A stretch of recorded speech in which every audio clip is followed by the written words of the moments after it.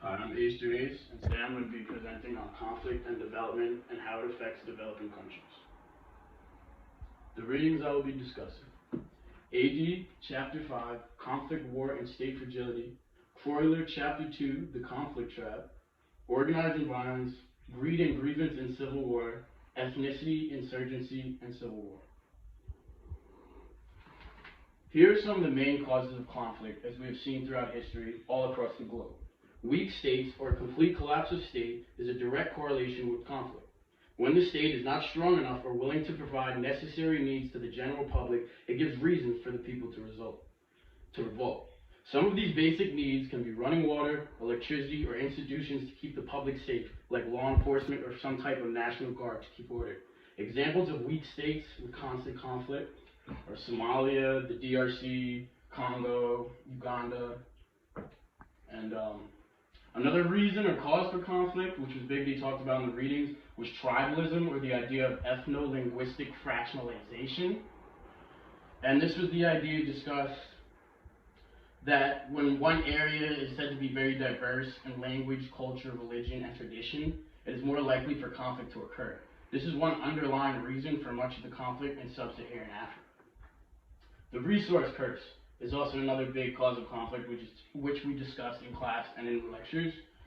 And the resource curse was another main idea, and it's when a country has a high value of natural resources, they're inclined to be colonized or have conflict regarding the valuable resources which their country may possess. Some of the example of this is DRC. They have diamonds, gold, copper, cobalt, tin ore, coltan, oil, etc. Sierra Leone is known, they're famous for their diamonds in Africa. Actually, the movie Blood Diamond was based off of this. And that was a very realistic depiction of what goes down in the area that's suffering from a severe case of the resource curse. And then also the resource curse can also be applied to OPEC countries, which consist of 15 members: Algeria, Angola, Congo, Ecuador, Equatorial Guinea, Gabon, Iran, Iraq, Kuwait, Libya, Nigeria, Qatar, Saudi Arabia, United Arab Emirates, and Venezuela.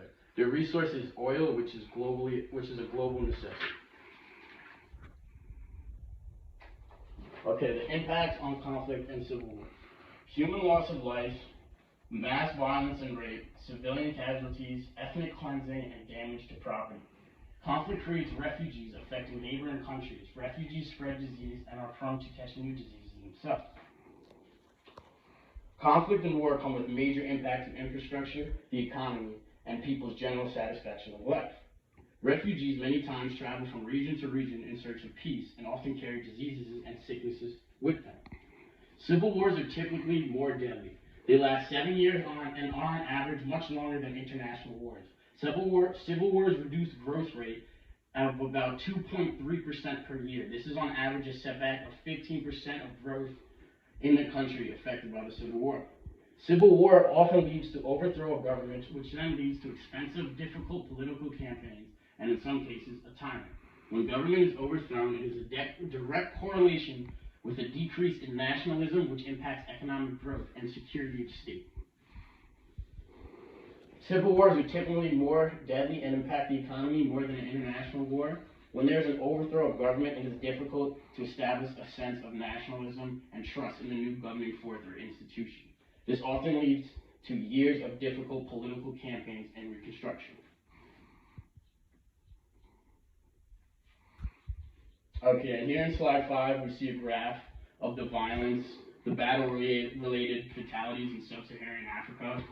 And this is from 1989 to 2016. As you can see, we have two giant spikes here. There's reasons for that. In 1990, we see a surge in violence. This was due to tensions in Nigeria, Kenya, and northern Ghana. And then once again, we see a splurge in violence over here in 1998, and that was from the conflict between. Between the conflict between the Marxist regime of Mengistu Haile Mariam and Ethiopia in 1998, which claimed over 70,000 lives. This is the second splurge in violence we could see from 1998 to 2001. Next, I'm going to be discussing the cost of conflicts. We have individual cost, national cost, regional cost, and global cost. With the individuals, politicians and leaders of armed groups often do well financially in conflict through pay, looting, and other benefits. Civilian cost is often death or forced migration. In most cases, individuals profiting from conflict are corrupt, and usually the loss resides with the civilians. National effects on economy, including infrastructure damage, normal activity interrupted, and labor pool lost to fighting, death, or migration. Civil wars on average come with over 2% loss per year in GDP for the conflicted country. Civil war and conflict have large national effects, including direct correlation with the decreased overall GDP. This shows conflict directly affects economic growth and prosperity. Next, we have regional. War and conflict deeply affects neighboring countries and economies. Disruption in trade and refugees can really offset their economy. Spread of disease comes along with refugees and migrants. Regional effects are also evident with conflict. In many cases, conflict and war creates refugees with impacts in neighboring countries. Now we have the global cost. Conflict affects the rest of the world, not just the country at war. There are direct costs in terms of spending on peacekeeping and peacemaking. In 2017 alone, the United Nations spent $5 billion in Africa for peacekeeping operations. Conflict also contributes to a range of transnational afflictions such as international crime, drug trafficking, terrorism, and disease.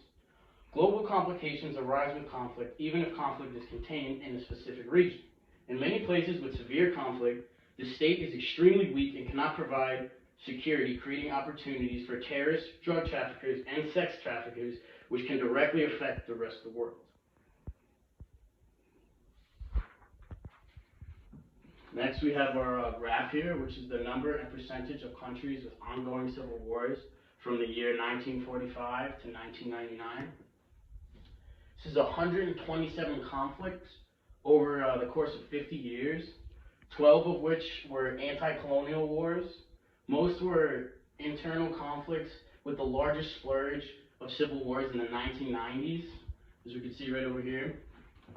And most of them took place in sub-Saharan Africa with 34 conflicts, Asia with 33, North Africa and Middle East with 17 conflicts, Latin America with 15, Eastern European and former Soviet Union with 13 conflicts, and then followed by the West with only 2 conflicts. An issue which was used to categorize the conflict in this reading must contain these 3 elements. Number 1 involved fighting between agents of state and organized non-state groups who sought to either take control of the government or a specific region and use violence to do so. Number 2, the conflict killed at least 1,000 people over its course, with a yearly average of over 100 deaths. At least 100 people were killed on both sides, including civilians attacked by the rebels. Next, we have insurgency and its role in conflict. Most post-1945 civil wars have been ethnic or nationalist fueled and are fought by insurgencies. Insurgency is a technology of military conflict characterized by small, lightly armed bands practicing guerrilla warfare from rural-based areas. Insurgents are generally weaker than the governing power at hand. However, it can cause great problems because they usually hide in rough terrains and in rural areas. The government may have trouble to identify the insurgents, and even then more difficult to actually locate them and deal with the issue at hand. Lower per capita income creates breeding grounds for insurgents. Recruiting young men to the life of guerrilla warfare is much easier if the economic alternatives are worse. Insurgents depend on the ability to hide out and are more likely to survive if the governing state is weak and the local law enforcement is corrupt or non-existent at all. Insurgents need funding and supplies, which they usually obtain through violence. So now I'm going to be discussing this graph, which was in one of the readings. And it is the probability of civil war onset, which vary at different percentiles for a country's income. And on the x-axis, we have GDP per capita in lag 1985, measured in US dollars. And then on the y-axis, we have ethnic homogeneity, which is measured by the population share of the largest ethnic group.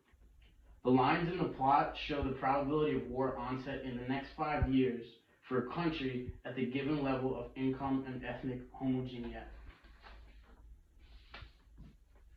The graph in this study showed us that per capita income is the strongest influence to civil war.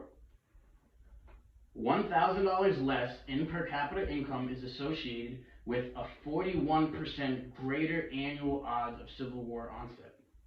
Although ethno-linguistic fractionalization is a contributor to civil war, it was concluded in the readings that per capita GDP is a more relevant factor.